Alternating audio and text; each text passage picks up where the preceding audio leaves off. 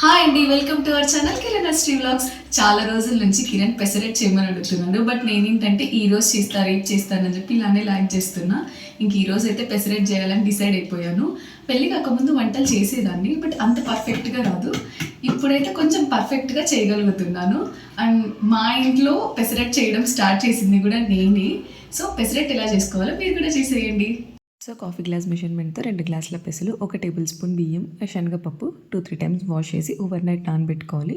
ఇప్పుడు మార్నింగ్ వీటిని మిక్సీ పట్టుకొని ఒక బౌల్లోకి ట్రాన్స్ఫర్ చేసుకోవాలి. ఇందులోకి టేస్ట్కి తగ్గట్టుగా సాల్ట్, ఒక 1/2 టేబుల్ స్పూన్ జీరా, కొద్దిగా వాటర్ యాడ్ చేసి దోశ బ్యాటర్ లాగా ప్రిపేర్ చేసుకోవాలి. ఇప్పుడు ప్యాన్ పెట్టుకొని ప్యాన్ హీట్ అయిన తర్వాత మనం పెసరట్టు వేసేసుకోవడమే. పైన చిన్నగా తరిగి పెట్టుకున్న ఆనియన్, పచ్చిమిర్చి కూడా వేసుకోవాలి. అలాగే ఉప్మా నేను ఆల్రెడీ చేసి పెట్టాను, అది కూడా పెట్టేసుకోవాలి. అంతే, పైన క్రిస్పీగా లోపల సాఫ్ట్గా ఎంతో టేస్టీగా ఉండే పెసరట్టు అయితే రెడీ అయిపోతుంది.